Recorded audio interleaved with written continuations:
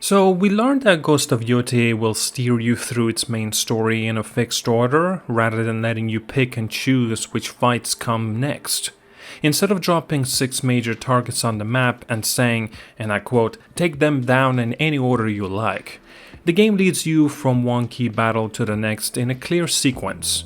This may feel more directed than what we have seen in the Assassin's Creed Shadows, where you could chase boss icons all over the huge world, but it also means the story you'll be living will make more sense from a start to finish. So in Assassin's Creed Shadows, you could tackle objectives in any order. That freedom sounded great, but it often left the plot feeling jumbled.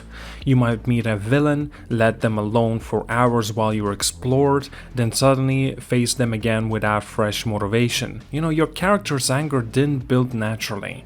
Because missions came in random order, writers had to keep every scene vague, so nothing ever hit as hard as it could.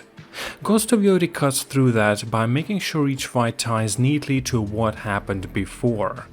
And with a set path, the game can pace its reveal just right. Every twist, betrayal, or shocking moment happens exactly when the story needs it. You won't stumble on a major spoiler too early, and you won't wait forever to see how a tense scene plays out. That steady build of drama helps you feel closer to Atsu's personal journey.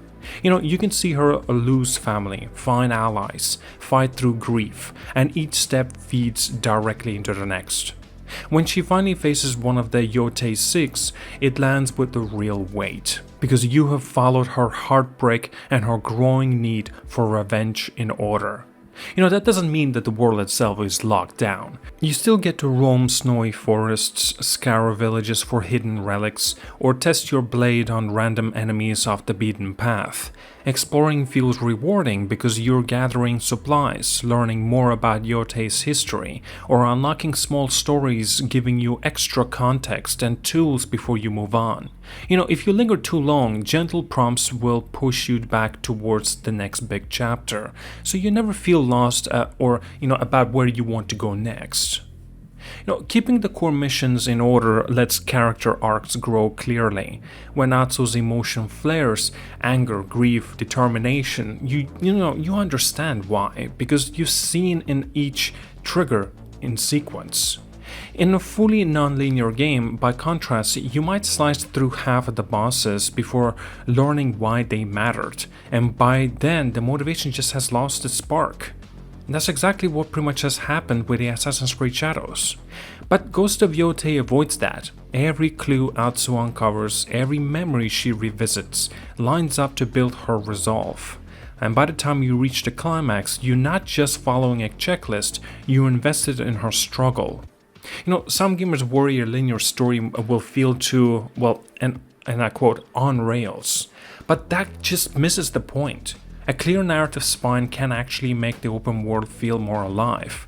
When a moment you choose to explore is your own, rather than forced detour, the world breathes. You decide when to track perhaps the herd of elk, make some drawings or pictures or whatnot, search for those hidden shrines as well. And when you're ready to press on, the story is waiting, fully primed for the next act. That balance of freedom and focus is hard to pull off, but Ghost of Yotei looks to set to get it done right. Linear storytelling doesn't mean a boring hallway of missions. Ghost of Yotei still offers the thrill of discovery. So think of this like this. If you build a campfire, you need the spark, the kindling, then the logs. Each step matters, right? A non-linear game is like tossing logs on the fire in any order. Sometimes it catches, sometimes it doesn't. A linear game hands you sparks first, then kindling, then logs, so the blaze builds reliably.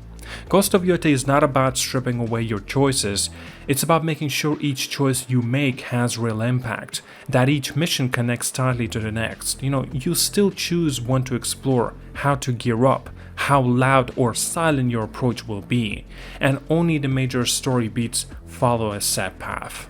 This design also means the world feels full of living people and events, not just icons on the map. Side quests give us remember if you help them before the main fight. Villagers talk about the recent events in the right order. You overhear conversations that make sense in context, not random chatter you might miss. When you return to the location where you just got down a boss lieutenant, you see the aftermath and feel the weight of your actions. That continuity gives the world depth.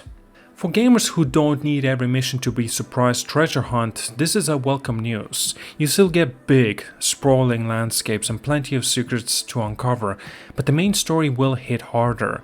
Each confrontation with the Yotei 6 will feel like a true showdown, because you've tracked their misdeeds in the right order and felt Atsu's anger grow with every step. You're not just going through and clicking through all the icons, you're living her path to vengeance.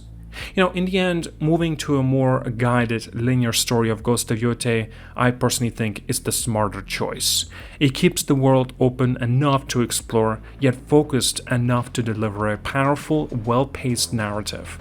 You won't wander off tracks and miss key moments, and you won't trigger a big reveal too soon. Instead, you'll experience Atsu's journey exactly as the developers intended, full of rising tension, clear character growth, and unforgettable boss battles. And for many players, that kind of storytelling freedom will feel like the perfect blend, free enough to roam, guided enough to care. Ghost of Yotei is shaping up to be a tale you won't want to shuffle. You want to follow it step by step. And at that, thank you so much for watching, guys. Like and subscribe. I'll see you guys all, and have a wonderful day. Turn this mode on to listen to some original lo-fi tracks directed by Watanabe himself.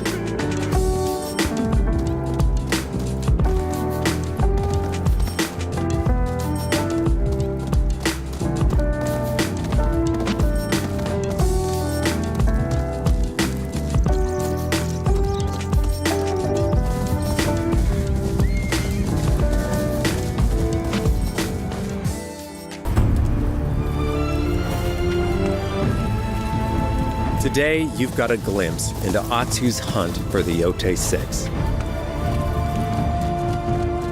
Forge your own path while discovering the secrets of Ezo.